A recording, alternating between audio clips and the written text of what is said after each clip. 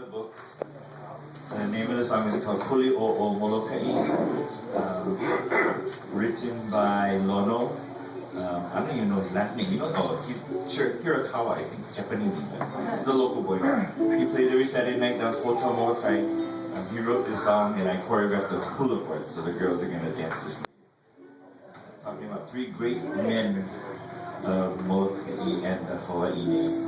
Kaimikawa, who is a Kumuhula, Kaiakea, who is friends with Kaimikawa, with Kamehameha the Great, and then Makua Damien, who is now Saint Damien, down in Kalaupapa. Enjoy. O Makauka.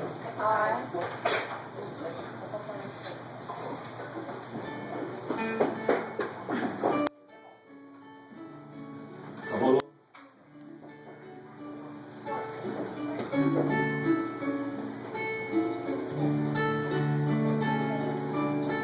Hey aloha. Hey.